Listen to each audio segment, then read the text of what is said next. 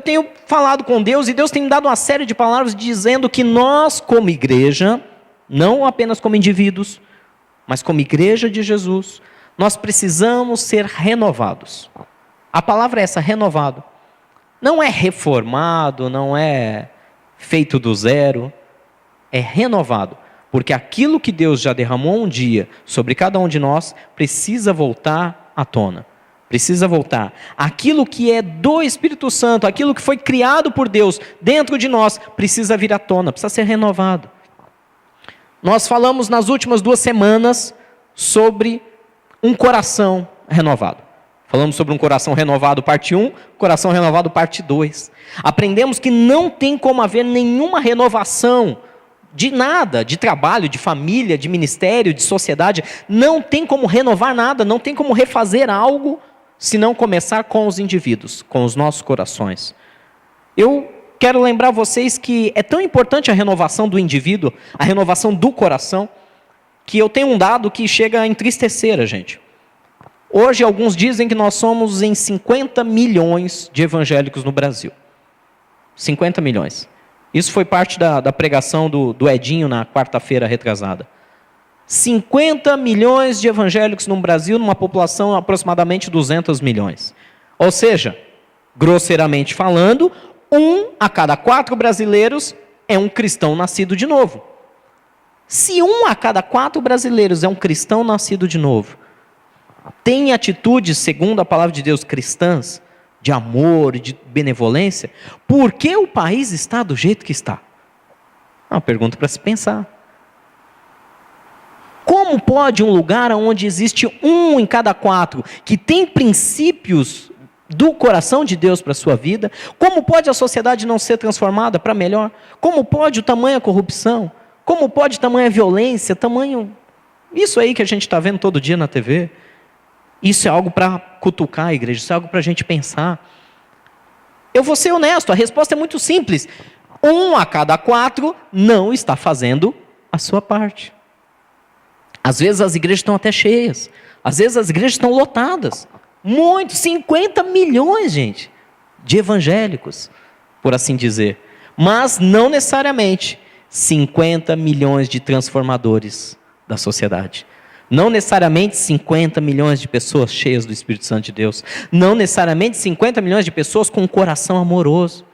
Então existe uma diferença muito grande entre professar uma religião, professar uma fé e viver aquela fé. Amém? Por isso a necessidade de renovar o coração. Tem que começar em nós. Vamos esperar começar por quem? Lá pelo Planalto? Não dá. Que comece em mim, comece em você. Renovando o nosso coração, renovando, segundo a palavra de Deus, renovando as intenções do nosso coração. Nós vamos aos pouquinhos renovando a nossa casa, nossos vizinhos, nosso bairro, nossa sociedade. Assim vamos caminhar para o futuro. Por isso falamos 2 semanas seguidas sobre renovar o coração. Hoje eu quero falar com vocês sobre renovar a comunhão. Uma comunhão renovada. Pastor, o que é comunhão? Comunhão nada mais é do que compartilhar. Compartilhar momentos, compartilhar tristezas, compartilhar lágrimas, lutas, compartilhar alegrias, compartilhar conquistas, vitórias. A comunhão nada mais é do que estar junto, gastar tempo junto, e não por obrigação. E essa é a grande diferença. Passar tempo junto, eu acredito que cada um de vocês passa no mínimo umas 8 horas por dia junto a colegas de trabalho. A patrão, a sei lá quem, cliente, fornecedor. Sim ou não? Não necessariamente você está em comunhão. Porque o comunhão é eu estou ali, eu quero estar ali, eu estou muito feliz de estar ali. Não estou dizendo que é triste, é ruim trabalhar, nada disso. Eu amo meu trabalho, eu estou dizendo que como é bom quando a gente chega numa sexta-feira à noite, ou chega um sábado à tarde, a gente pode reunir os amigos, fazer um churrasco, pode reunir a família para ir passear. Ali você tem momentos de comunhão. O dia a dia do trabalho é muito bom, é o nosso sustento, é nobre, mas é diferente. Comunhão significa estar junto e querer estar junto. Fazer questão de estar junto. A comunhão, segundo a palavra de Deus, vamos lá no livro de Salmo, não tem como não falar de renovar a comunhão, se não falar do Salmo 133, né? Creio que todos vocês conhecem, aqueles que não conhecem, vão conhecê-lo agora. Salmo de número 133. Lembrando que nós utilizamos a versão da Bíblia da Nova Versão Internacional, tá? Talvez esteja um pouco diferente, dependendo da versão que você use, mas dá para acompanhar. Salmo número 133 diz assim: como é bom e agradável quando os irmãos convivem em comunhão. É como óleo precioso derramado sobre a cabeça, que desce pela barba, a barba de Arão, até a gola de suas vestes. É como o orvalho do Hermon, quando desce sobre os montes de Sião. Ali o Senhor concede a bênção e a vida para sempre. Algumas traduções falam, e ali o Senhor ordena a sua vida e a bênção e a vida para sempre. Eu quero que vocês primeiro entendam a poesia desse salmo. Quando chegava o tempo das chuvas, quando estava chegando o tempo das chuvas, do verão, aquele monte Hermon começava a ficar todo molhado, aquele orvalho ia descendo, escorrendo por ele, trazendo sinal de vida, trazendo sinal de uma nova colheita que estava se aproximando. Da mesma maneira, diz que é bom e agradável que os irmãos vivam em comunhão. É como um óleo precioso que é derramado sobre o sacerdote, é como o orvalho que desce do monte Hermon, é como algo que vai trazer renovo, vai trazer vida, vai trazer alegria, vai trazer abundância. Diz que na comunhão dos irmãos, ali ordena o Senhor a vida e a bênção para sempre. Algumas pessoas não entendem por que passam determinados problemas. Problemas todo mundo passa, amém? Cada um tem o seu, alguns têm alguns coletivos, né? Dependendo do lugar em que vivemos. Mas determinados tipos de problemas nós vivemos em função do nosso isolamento. Porque, segundo a palavra de Deus, apenas na comunhão é que Deus pode ordenar uma certa bênção sobre nós.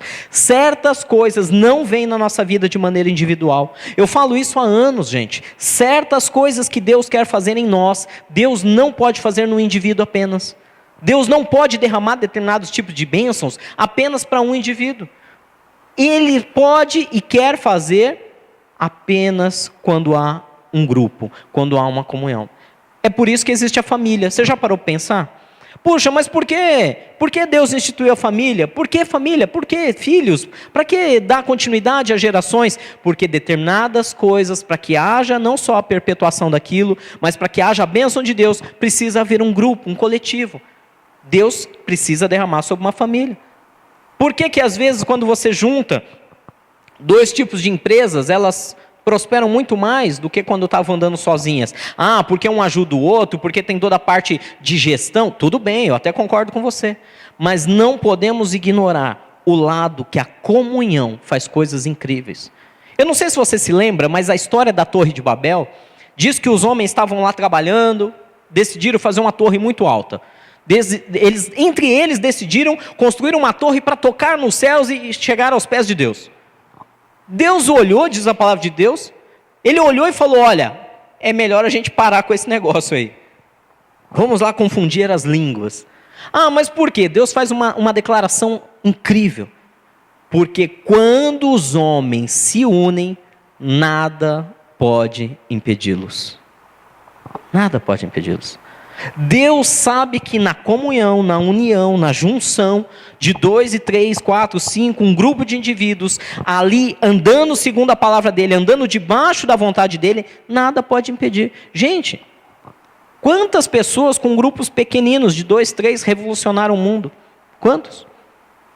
Eu sei que alguém pode me dizer, e nós falamos também, mas indivíduos também.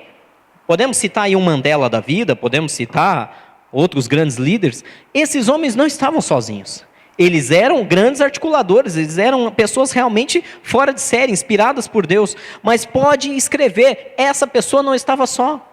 Tinha família, tinha amigos, tinha colaboradores com eles, sonhando junto o sonho deles. A famosa frase, de Martin Luther King, eu tenho um sonho. Você acha que o sonho era só dele? Ou o sonho era de cada negro, de cada um daqueles que viviam escravizados? Ou, melhor, viviam discriminados na sociedade. todos aqueles sonharam o sonho junto com ele. Por isso se realizou. A comunhão é fundamental para que a bênção de Deus seja ordenada. E como igreja, falando agora como igreja, nós precisamos entender a necessidade da comunhão. Por isso até vamos ter nossa próxima reunião aí no sábado, para poder reunir o pessoal. É importante, é necessário. A palavra de Deus fala também lá no livro de Provérbios. Ah, pastor, eu não gosto, eu sou meio antissocial. Eu não gosto. Esse negócio de ficar junto com o pessoal. Entenda que não é se expor. Não é expor suas debilidades, não é expor sua vida, não é deixar ninguém se intrometer nas suas individualidades. A comunhão é muito além disso. É muito além do nosso. É algo espiritual. É algo criado por Deus para que nós sejamos abençoados no coletivo. Lá em Provérbios capítulo 18, versículo 1. Algumas traduções falam solitário. Aqui diz assim: quem se isola, busca... Provérbios 18, versículo 1. Quem se isola, busca interesses egoístas e se rebela contra a sensatez. Às vezes eu ouço de alguns irmãos assim: ah, pastor, eu não gosto muito de conversar, de ter comunhão com os irmãos, porque eu tenho muito receio que se intrometam na minha vida. As pessoas são complicadas. Recentemente eu ouvi de um irmão o seguinte: falou, olha, eu estou até triste de ir para a igreja. Eu falei, sério, o que aconteceu? Ah, as pessoas, não sei, você olha para um lado, você conversa com uns, conversa com o outro, você às vezes expõe uma falha, uma debilidade, você é criticado, você é julgado.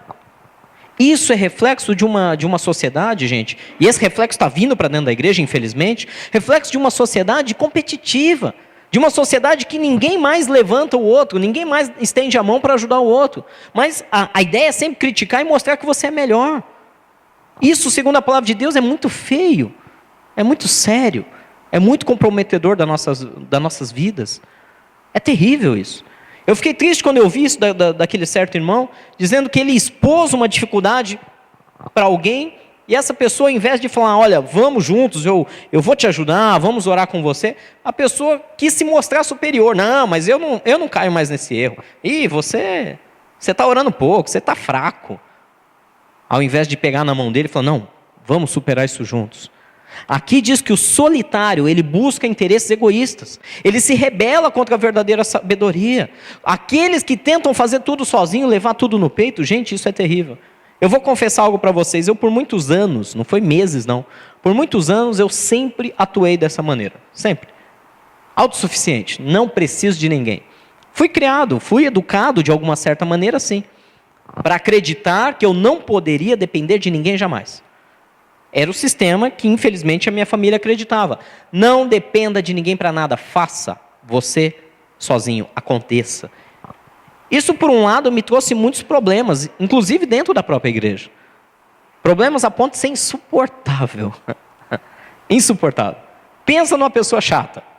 Insuportável. Irritante. Sabe tudo. Faz tudo melhor que todo mundo. Não depende de ninguém para nada. Era esse cara. Eu era esse cara.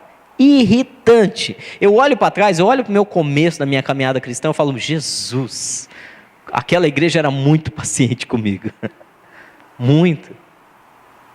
Eu sabia tudo, melhor que todo mundo. Eu fazia tudo melhor que todo mundo. Eu não dependia de ninguém para nada. Por quê? Porque eu fui educado para ser autossuficiente. Não dependa de ninguém para nada, meu filho. Se você não fizer, ninguém faz por você. É a sociedade aí fora. É assim ou não é? Hoje ainda está um pouquinho pior, né? Eu estou falando de educação de 30 anos atrás. Hoje ainda está assim. Ninguém faz nada por você e ainda vão tentar te derrubar. Você ainda tem que ir para é um nível hard hoje, né? Um nível extreme. Você tem que ir para um novo nível de jogo. A verdade é que, realmente, enquanto a sociedade trabalha assim lá fora, a igreja, segundo a palavra de Deus, ela trabalha em comunhão. Uns dependendo dos outros. Um ajudando os outros. Você já percebeu que às vezes a tua maior debilidade, a sua esposa, seu cônjuge, seu esposo, sei lá, seu namorado, tem, na sua maior debilidade, aquela pessoa que está ao seu lado, geralmente tem a solução, e ela é muito melhor que você naquilo? Já reparou? Já reparou? Até os psicólogos afirmam que a união entre indivíduos semelhantes, muito semelhantes em todos os aspectos, é perigosa. Ela não tem uma boa tendência, segundo os psicólogos. Por quê? Justamente por isso. As pessoas são tão parecidas que os erros de uma também são os erros da outra. As qualidades de uma também são as qualidades da outra. E aí o que acontece? Eles não conseguem cobrir um ao outro. Eles não conseguem dar suporte um ao outro. Os relacionamentos, segundo a psicologia, os relacionamentos que mais dão certo, que mais têm sucesso, são aqueles onde os indivíduos são muito extremos. Muito extremos. Você conhece isso, aí fora fala que os opostos se atraem. Lógico, é necessário ter algumas coisas em comum, senão não tem nem como ter relacionamento. Porém, se um é explosivo, um é falador, o outro em geral é mais tranquilo, é mais quieto, é mais manso. É assim. Enquanto um é mais dinâmico, vai, faz, acontece, mas também quebra a cara. O outro é mais prudente, mais sábio, repensa, pensa de novo. É assim ou não é? Sim ou não? É necessário. É necessário. De quantas frias teu parceiro já te livrou? Para pensar. Quantas frias minha esposa falou, não faz isso. Fala, Jesus. De quantas frias você já se livrou porque a pessoa que está ao seu lado, sendo diferente, tendo um ponto de vista diferente, te apoiou? E quantas vezes você quebrou a cara também? Não, eu vou fazer do meu jeito. Eu costumo dizer o seguinte, o pessoal fala, aquele ditado, né? Em casa a última palavra é a minha. Alguns ainda brincam disso, sim senhora. Eu costumo dizer que em casa a última palavra é de quem tem razão. A última palavra é de quem tem razão. Então assim, eu estou indo para um caminho, minha esposa vai falar, olha, vai dar errado. Eu tenho obrigação de pensar no que ela está falando. Eu tenho obrigação de avaliar isso. E se realmente você analisa e fala, puxa, ela tem razão, é hora de dar o braço a torcer e falar, tá bom, a última palavra é sua. É assim que funciona. Comunhão serve para nos livrar de problemas, gente. Comunhão serve para um ajudar o outro, um suprir o outro na sua falha, amém? Igreja é assim. Já pensou se na igreja todo mundo fosse pregador? Jesus. A gente põe as cadeiras tudo aqui. Tem igreja que é assim, né? Não, nada contra, mas tem igreja que tem umas 20, 30 cadeiras aqui em cima. Os pregadores ficam todos sentados lá. Já pensou se todo mundo fosse músico? Todo mundo fosse trabalhar no infantil? Olha, pessoal, o culto não é culto, é todo mundo lá com as crianças. Se todo mundo fosse diácono, se todo mundo fosse veterinário, Jesus. Ai que não ganhava dinheiro mesmo. Já pensou todo dia trabalhar com vaquinha? Que bonito. A diversidade é fundamental.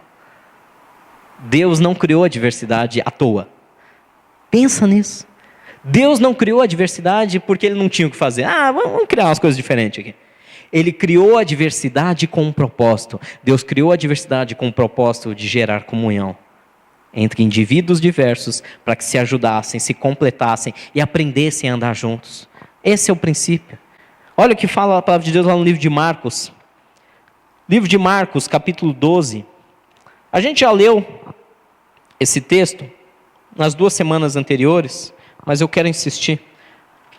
Marcos, capítulo 12. Versículo 30. Marcos 12, 30. Diz assim, o grande mandamento.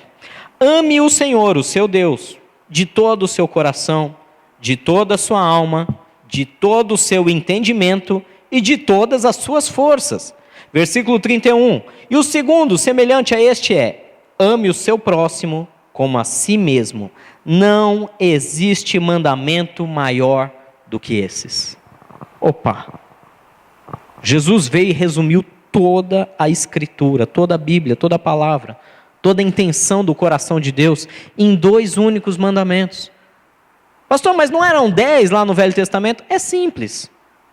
Amarás ao teu Deus de todo o teu coração, toda a tua alma, todo o teu entendimento. E os outros 9, ele resumiu.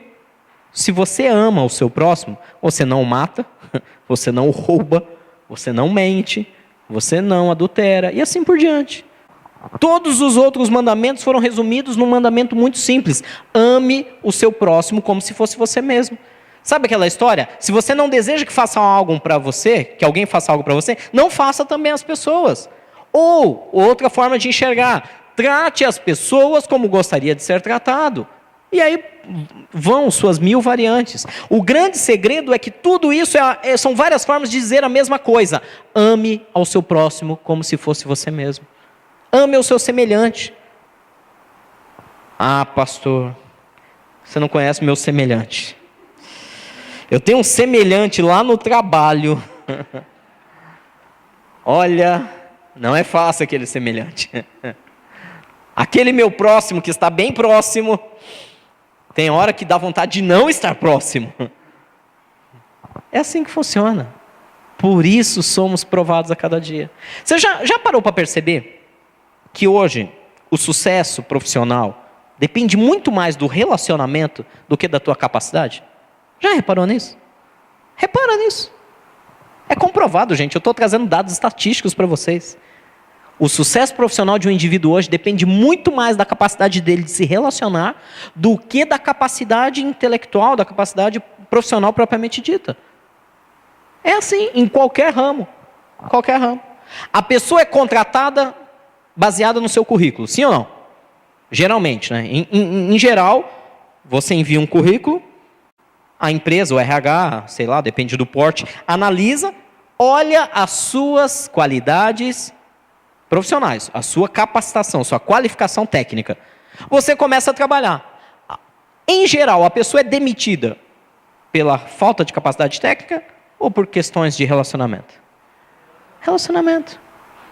Ah, não se entende. Ah, tá brigando com o outro. Ah, fez cara feia. Ah, é uma pessoa que não veste a camisa. O que é uma pessoa que não veste a camisa? A pessoa está sempre lá, emburrada, mal-humorada, trabalhando, né, naquela... É assim. Você é um excelente profissional. Aí entra lá, sei lá, muda a gerência, muda a presidência da empresa. Troca todo o comando. Você é um funcionário excelente. Está ali há anos. O cara fala, não te conheço, eu tenho minha equipe. Um abraço, meu irmão. Ele te põe na geladeira, te põe lá e monta a equipe dele. É assim ou não é? Relacionamentos. Infelizmente. Mas é uma verdade, temos que entender isso. Temos que entender que quando aprendemos a trabalhar em comunhão, somos muito mais fortes. Somos muito mais aptos. Estamos muito mais preparados até para o dia difícil. Dentro da empresa, dentro da igreja, dentro de casa. Dentro de casa. Os filhos são muito bons em trabalhar em comunhão. Sabia disso? Quem tem mais de um filho, aprenda essa. Os filhos são ótimos. Vai lá, pede para o pai. Aí vai o primeiro. Pai, não. Aí vai o segundo. Peraí, eu tenho uma abordagem diferente. Paizinho lindo do meu coração. Oi, filha. O que você quer? Sabe o que é, pai? Não. Não, mas eu nem pedi, pai. Aí eles começam a trabalhar em comunhão. Aí eles usam várias estratégias. Não, vamos vencer pelo cansaço. Aí um fala, você fala, ele sai, chega o outro, e assim vai. Eles são ótimos para trabalhar em conjunto. Eles são muito bons para trabalhar em equipe. Até conseguir. Quando não juntam, né? Quando não juntam lá os filhos com o pai ou com a mãe, e para persuadir o outro. Trabalhar em comunhão, trabalho em grupo, trabalho coletivo, funciona que é uma beleza. Relacionamentos são feitos por pessoas diferentes. Quando elas entram em comunhão, elas se tornam literalmente poderosas em Deus. Poderosas em Deus. Não tem outra palavra, é poder mesmo, poder. Eles têm poder. Quando há unidade de 2 ou 3, Jesus falou isso. Onde estiverem 2 ou 3 reunidos em meu nome, pedireis o que quiser. O que vocês quiserem, vocês estão reunidos em meu nome, peçam, eu vou fazer. O poder da unidade, o poder da comunhão. Precisamos ter a comunhão renovada como igreja. Precisamos entender esse propósito. Precisamos parar de andar sozinhos nas nossas próprias loucuras. Ah, pastor, eu não tenho tempo. Meu Deus, tempo é... Eu acho que pior do que falta de dinheiro hoje está a falta de tempo. É sério. Se eu perguntar, quem está faltando dinheiro? Todo mundo levanta a mão. Se eu perguntar, e para quem está faltando tempo? Levanta as 2 mãos. Falta de tempo. A falta de tempo é um perigo. E até uma estratégia para nos fazer ficar distantes, não ter tempo, não ter comunhão. Olha o que fala lá no livro de João. Jesus ele é muito claro no livro de João, capítulo 13, quando ele fala... Lembra que eu disse aqui no começo que nós somos, segundo alguns dados, cerca de 50 milhões de cristãos nascidos de novo no Brasil? Eu vou ler algo agora que eu quero que você pense sobre isso. João 13, versículo 35. Não, melhor, 34.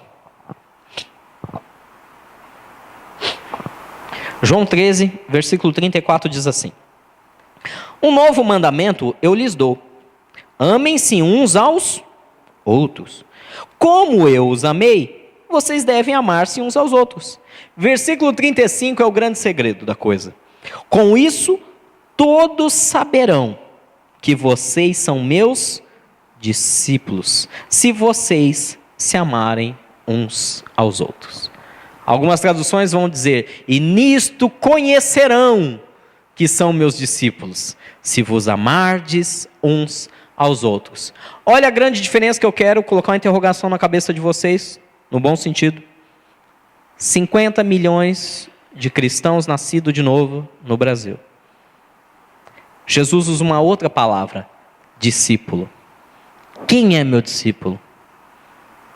Como saberão se você é discípulo de Jesus? Qual é o argumento que o próprio Deus, o próprio Filho do Deus vivo aqui na terra, usa para nos dizer se você é ou não é um discípulo dele? Nisto saberão, nisto conhecerão que são meus discípulos, se vocês amarem uns aos outros. Acabou. Será que esse número de 50 milhões... Será que temos 50 milhões de discípulos de Jesus no Brasil? Será que temos 40 milhões? 30? 25? Metade, vai? Não sei, é arriscado fazer algum tipo de afirmação com relação a isso. Só Deus conhece o coração de cada um. Mas Jesus está deixando muito claro, gente, isso não é julgamento, isso é avaliação, é diferente. Julgar é você criticar alguém no sentido de não querer. Você avaliar é você olhar para si mesmo e falar: aonde eu me encaixo nisso? Jesus está dizendo: conhecerão, as pessoas vão saber que você é meu discípulo. Como alguém sabe se você é discípulo ou não de Jesus? Simples, pelas suas atitudes, se você amar uns aos outros. Gente, a coisa está tão complicada. Está tão complicado aí fora. Eu vi um vídeo essa semana, eu mostrei para a pastora Vanessa. Fez a gente chorar esse vídeo. Sabe esses videozinhos que são publicados aí via Facebook? Era muito simples. 3 rapazes americanos colocaram uma roupinha um pouquinho mais surrada e começaram a passar por lanchonetes ali nas ruas, nos Estados Unidos, e falavam com as pessoas: olha, eu estou com muita fome, desculpe te incomodar, me perdoe te incomodar, mas eu estou com muita fome, você poderia me dar um pedaço da sua pizza? E eles filmavam de maneira escondida. E aí as pessoas diziam: não. Um deles respondeu: cara, eu trabalhei o dia inteiro limpando lixo, né? Não sei qual era a profissão dele, mas ele fala: eu passei o dia inteiro limpando lixo para poder comer isso aqui. Vai trabalhar. E aí o camarada saía: desculpe o incômodo, todo educado. Aí eles iam numa outra pessoa, filmando de maneira escondida: você poderia me dar um pedaço? Eu estou com muita fome, eu não estou com dinheiro. E as pessoas foram negando. Aí eles fizeram o inverso. Compraram uma pizza. Eram 3 rapazes. 2 deles levaram a pizza até um morador de rua, um mendigo. Falou: olha, a gente comprou aquela pizza, cada um comeu só um pedaço, sobrou todos esses outros 6 pedaços. Você quer essa pizza para você? O mendigo, claro, e agradeceu. O mendigo ali, dormindo na rua. Logo em seguida veio o 3º rapaz, que o mendigo não conhecia, e falou para o mendigo: oi, tudo bem? Tudo bem? Desculpa incomodar, eu vi que você está comendo. Você tem algum pedaço que você pode me dar? Eu estou com muita fome. O mendigo falou: claro, senta aí. E dividiu a pizza com o camarada. Sem saber de nada, sem saber que era uma armação, o mendigo repartiu a pizza. E aí aquele rapaz comeu aquele pedaço de pizza junto com o mendigo, agradeceu 1000 vezes. E então ele se levantou e falou: olha, muito obrigado.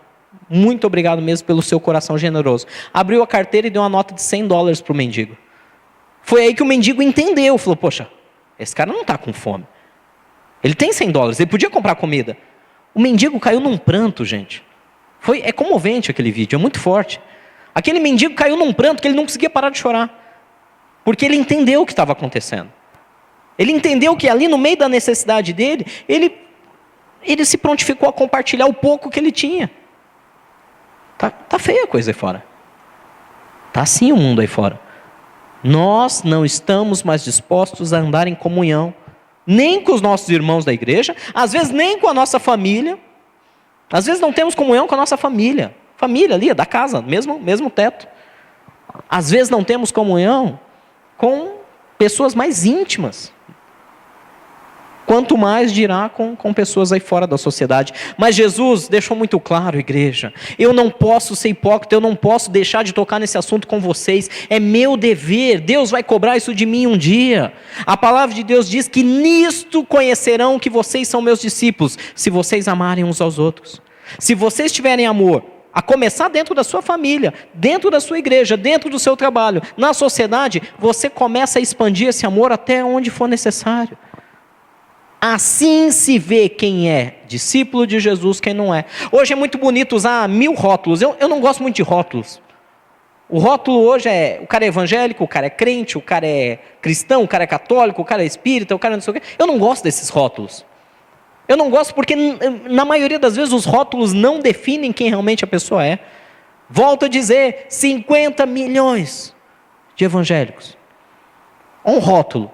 O que isso quer dizer? Quando você traz aqui e fala, eles amam, eu amo ao meu próximo como a mim mesmo.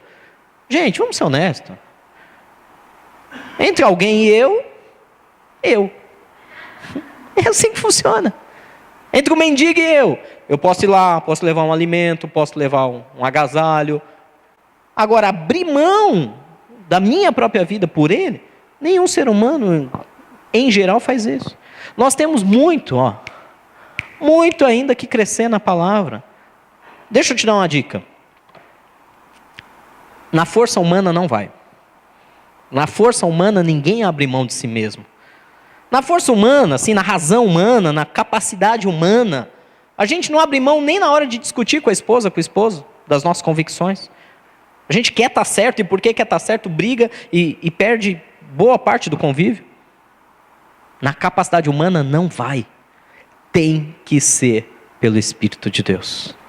Comunhão de verdade, só pelo Espírito de Deus. É o Espírito que nos inquieta. É o Espírito que nos leva a fazer coisas que você fala, puxa, eu não farei isso nem por mim, quanto mais por outro. É o Espírito. Volto a dizer o que eu estou falando há 2 semanas. Pastor, qual é o segredo do coração renovado? Agora, qual é o segredo da comunhão renovada? Querer. Basta querer. Não tenho capacidade, não tenho condições, mas quando você quer, eu quero amar o próximo como a mim mesmo. Eu quero ter uma comunhão com os meus irmãos nesse nível. Eu quero ter essa comunhão com o meu cônjuge, com a minha família, com os meus filhos. Eu quero ter essa comunhão com a sociedade. Eu quero andar junto, do jeito que a palavra de Deus quer que eu faça. Eu quero. Basta, o Espírito Santo vai e faz o resto. Ele vai te inquietando, ele vai te trazendo sabedoria. Quando você menos imagina, ele te inquieta, vai e faz. Mas Senhor, você vai até brigando com ele, sabia? Você vai até brigando. Eu contei semana passada contei na célula, né?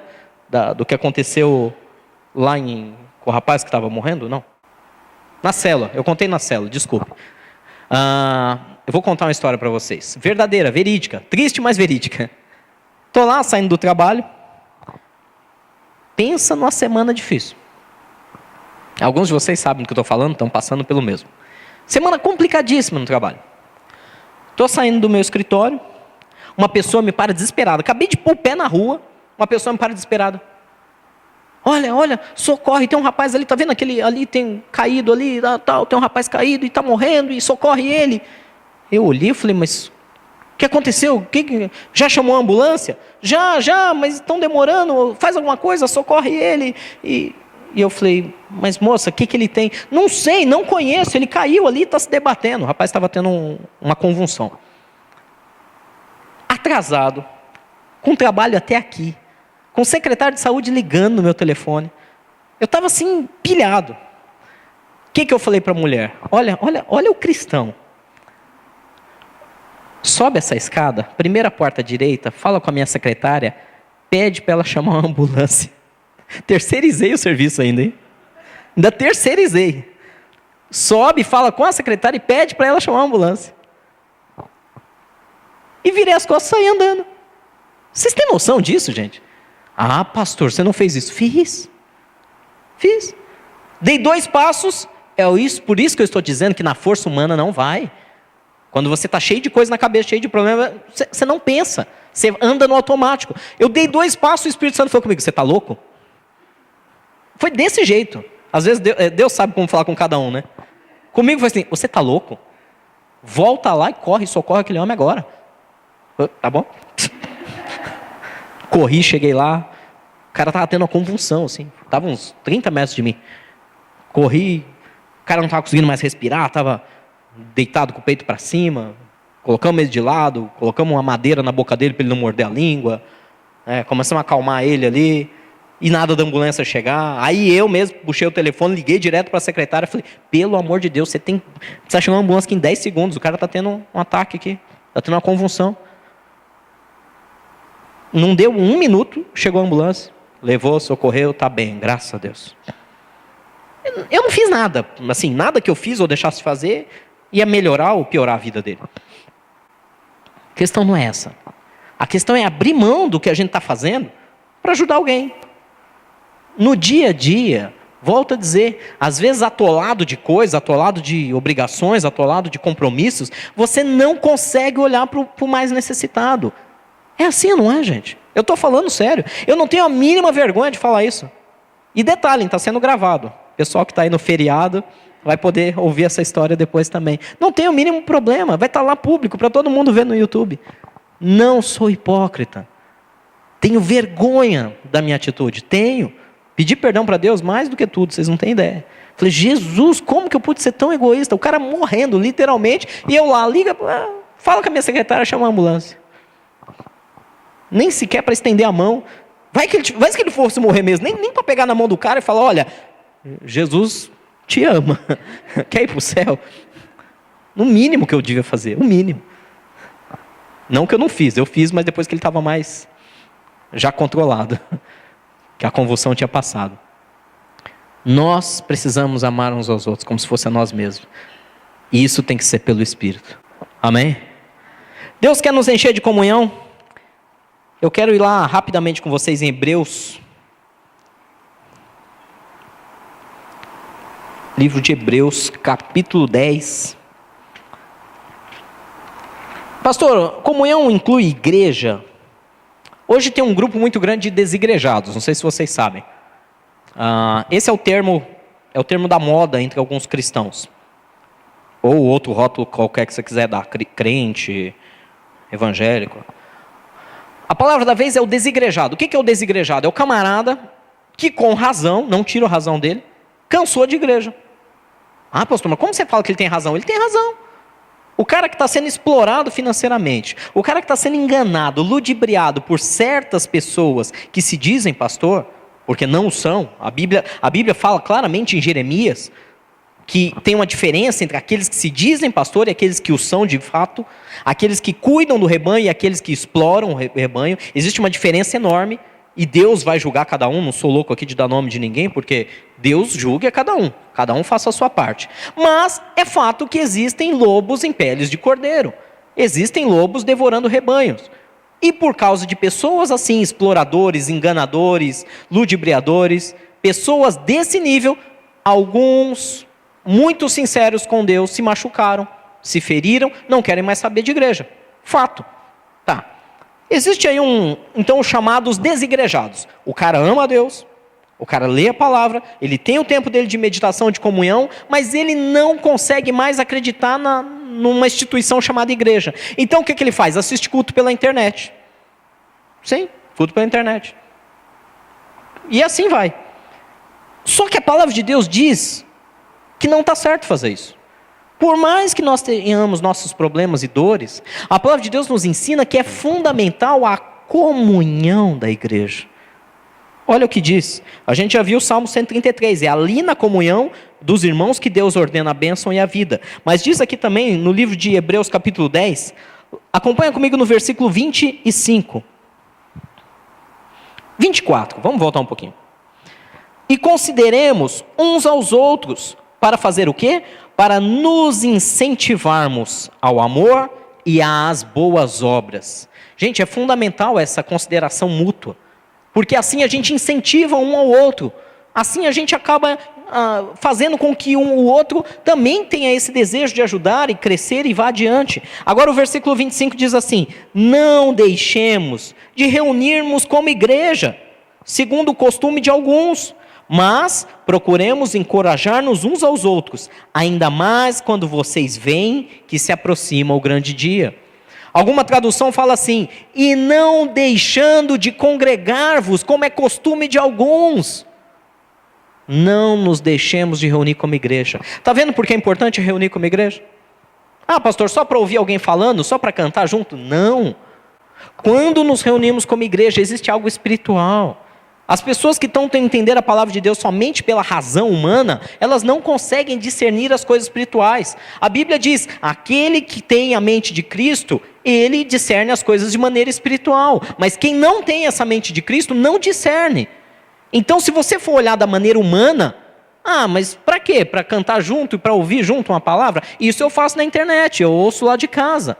Mas existe o componente espiritual que não é discernido humanamente. O componente espiritual diz que quando estamos juntos, o Espírito Santo de Deus passeia e se manifesta de uma maneira diferente. Ali ele traz a bênção. Não deixe de vir à casa de Deus. Não deixe. Pastor, não, eu vou fazer isso agora. Eu vou assistir todo o culto agora, já que está na internet. Eu vou assistir todo o culto pela internet, mas na Santa Ceia eu venho. Na Santa Ceia eu aproveito, participo da ceia, tenho a comunhão com os irmãos. Vocês já repararam que o culto de Santa Ceia é sempre cheio? Quem já reparou isso? Nunca reparou? O culto de Santa Ceia sempre gente, é difícil arrumar lugar. Eu estava revisando outro dia com os pastores, olhando, quantas fichas de membro tem aí? Tem X. Pô, mas tem o dobro de membros na igreja do que tem no culto. É normal, existe um rodízio natural, é natural. Um dia um tem problema, um dia um tem visita da família, outro dia tem um trabalho. Natural isso, feriado. Agora é incrível, chega no culto da Santa Ceia, todo mundo vem. Todo mundo vem, por quê? Porque existe aquela cultura de que é um momento da comunhão. É o momento da comunhão, não só com Jesus, mas com os meus irmãos. Nós precisamos aprender essa cultura semanal. O momento da comunhão é a cada culto. Precisamos compartilhar, orar uns pelos outros, chorar uns com os outros, testemunhar. Gente, eu fico tão feliz quando tem alguém dando um testemunho. Sabe, aquele testemunho, o camarada está aqui dando aquele testemunho, e você olha, tem no mínimo uns 10 na igreja que estão ali, como se dizendo: eu participei disso. Eu estava com ele no momento da dificuldade. Eu orei por ele junto. Eu acho tão bacana isso. As coisas são conquistadas no coletivo. Deus quer renovar nossa comunhão. Amém? Como igreja, como corpo de Cristo. Diz aqui: não deixe de ir à casa de Deus, como é costume de alguns. Antes, procure encorajar uns aos outros. Ainda mais que vocês estão vendo que o grande dia se aproxima. Quanto pior a coisa ficar, mais nós temos uma obrigação de ajudar um ao outro, estimular um ao outro em amor, em carinho. Porque tem diferença também, Uma coisa é você virar para o teu irmão e falar: o negócio é o seguinte, você está errado, você vai para o inferno. Não, pelo amor de Deus, que comunhão é essa? Que comunhão é essa? A comunhão onde você acusa, onde você aponta o dedo, onde você derruba a pessoa. Sangue de Jesus tem poder. A comunhão que Deus quer é: ajude. Está vendo alguém necessitado? Mesmo dentro da casa de Deus. Encontrou um irmão seu eu lembro de uma história muito boa aqui que a gente viveu no primeiro ano aqui. Primeiro ano, há 5 anos atrás. Primeiro ano na Aldeia da Serra. Primeiro ano na Aldeia da Serra tinha um amigo nosso que participava aqui da igreja. E aí ele chegou aqui um dia para mim e falou: pastor, você não sabe. Eu falei: não sei. Não sei mesmo. Não, você não sabe. Sabe o fulano que está vindo aqui na igreja? Sei. Você não sabe, ele bate na mulher. Ele: você não está assustado? Não, mas é um absurdo. É um absurdo. Não, mas a gente tem que fazer alguma coisa, a gente tem que, sei lá, expor isso para a igreja, tem que, para ele parar com isso. Eu falei, você quer matar a mulher dele? Vai expor isso, vai envergonhar ela, vai envergonhar ele. Você quer acabar de vez com os dois?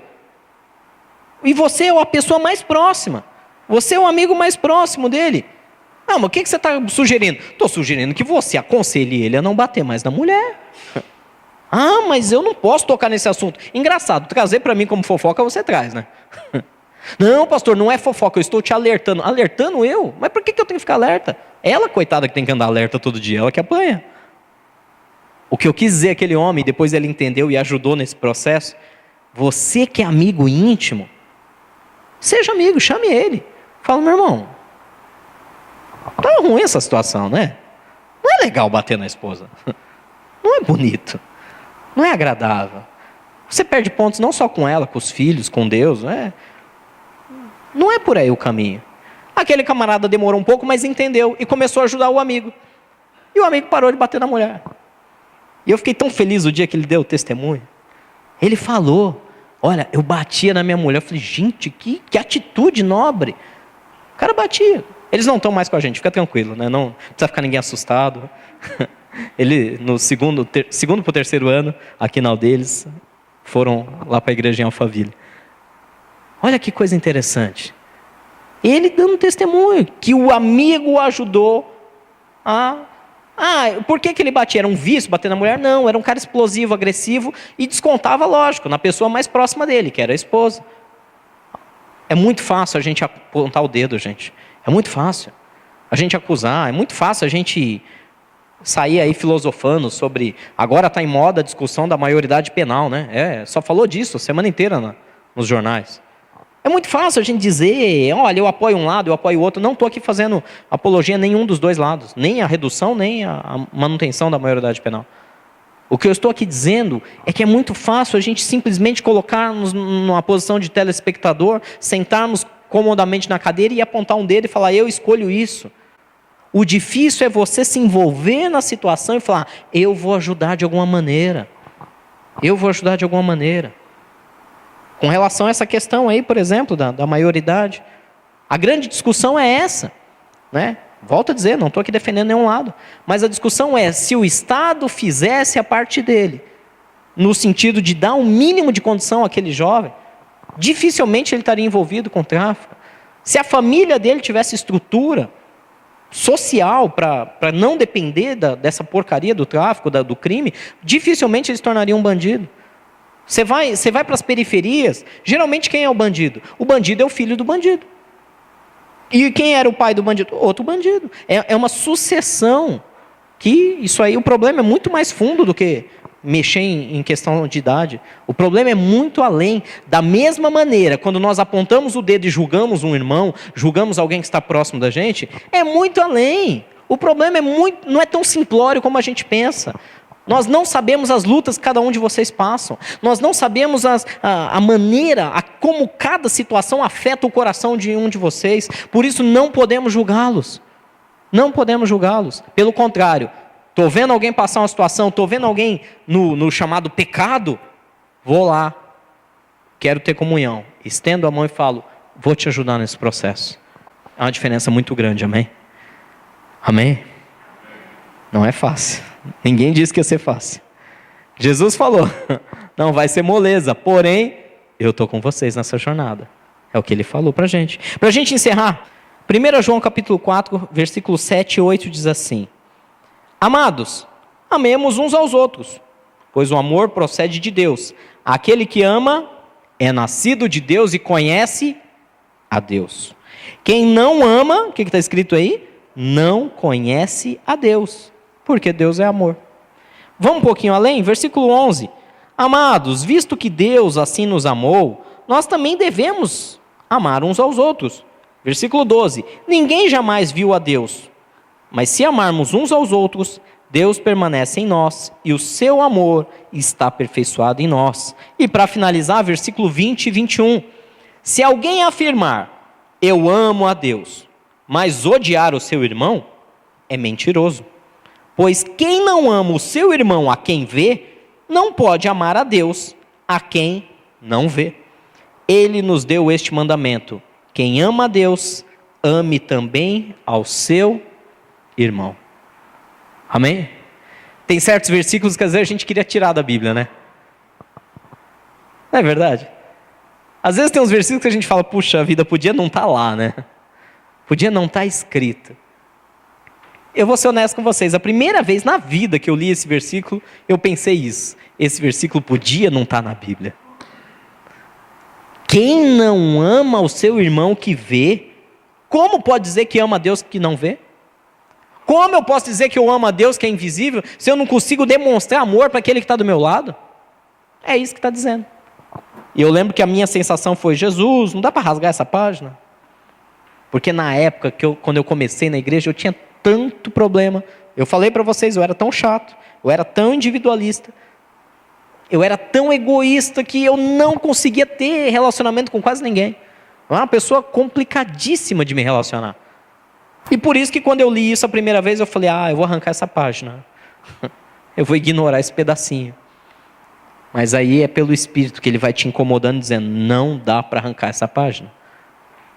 A Bíblia diz lá em Tiago, se você acertar em toda a Escritura e pecar em um ponto, você se faz réu de todos. O que isso quer dizer? Não consigo dizer que amo a Deus se eu não consigo manter comunhão com aqueles que estão próximos de mim. Simples assim. Difícil, talvez, de colocar em prática, mas pela atuação do Espírito Santo é possível e é fundamental. Quer progredir, quer ir para um novo nível espiritual, quer sair da mesmice, daquela forma de adorar a Deus, comece a dar mais atenção aos seus irmãos. Quer ir para um novo aspecto da palavra de Deus, quer ter visões, quer ter revelações, quer demonstrar o seu amor a Deus de forma mais intensa, comece a fazer isso com quem está ao seu redor. É assim que a palavra nos ensina.